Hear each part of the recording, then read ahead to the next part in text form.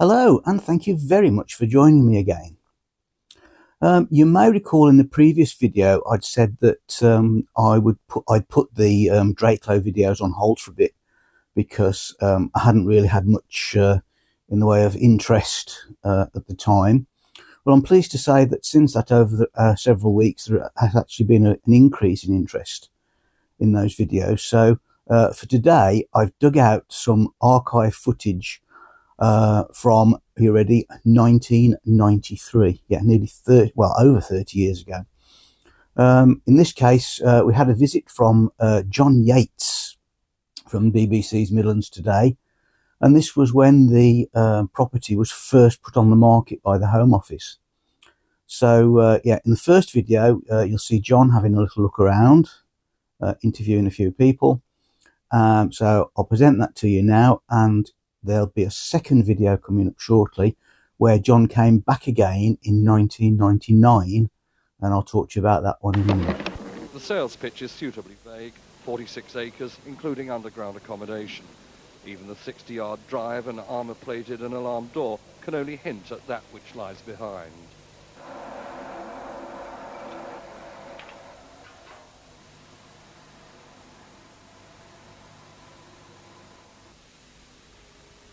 This is the never-before-filmed RSG-9, the underground world the chosen few would inherit should the Holocaust happen. Now it's up for grabs. So how many inquiries have you had? We've had about 40 at the moment, John. We've carried out no marketing yet, so we're fairly pleased with that response. Bored out of a solid sandstone outcrop underneath Blakes Hall Common near Wolverley following the Coventry Blitz, its original use was as an aircraft engine factory. The complex was later upgraded and designated a regional seat of government in the event of nuclear war.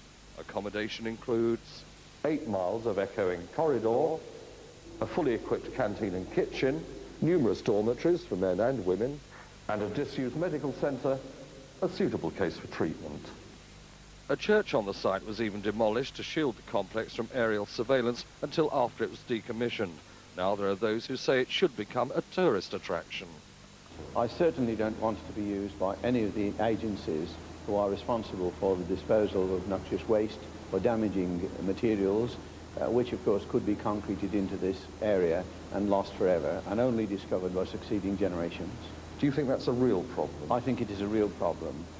I would think that's probably highly unlikely. We would certainly like to see it being used for more commercial uses than that. And we see a great future for the leisure type industry use. But would the PSA sell it to somebody on that basis? We would have to consider all offers that come into us, obviously, and at the end of the day we have to make a recommendation to our clients. The complex is next to a country park, and the vendors have given a mid-six-figure number as a guide price.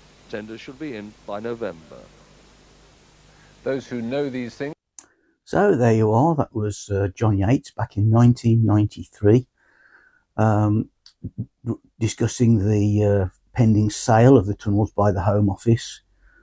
It was around this time that we first got involved in the place. We got to know the PSA guys who were looking after it and the Home Office guys, and managed to befriend them, and so when we were able to start photographing and recording and researching on the site. But then in 1999, John Yates visited us again because we'd started running the guided tours then.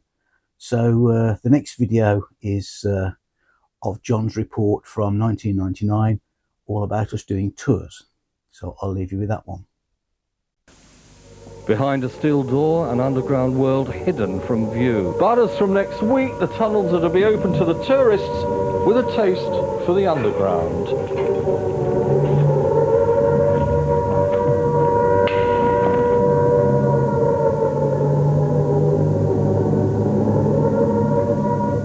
We've got about 3.5 miles of tunnels that were blasted out of the sandstone rock in the early 1940s over a period of about 16 months by around 1,800 workers.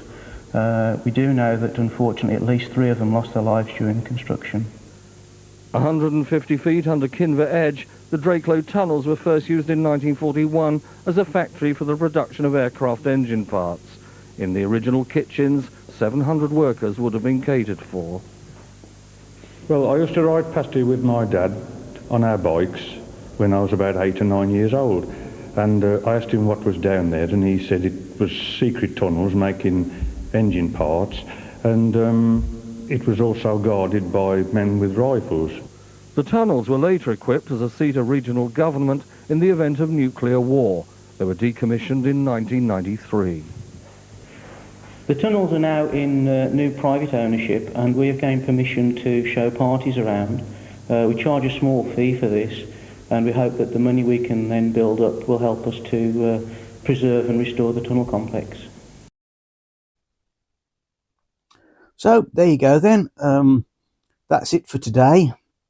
I'm sorry about the quality on that one. Again, is not brilliant. Once again, it's been recovered from a very old VHS copy. And unfortunately, it actually gets chopped off at the end because somebody actually accidentally recorded over the rest of it. But hey ho, it's not recoverable. That's all there is. So there you go. Hope you've enjoyed it. Please don't forget to like and subscribe if you can. And hopefully I shall be out and about again soon.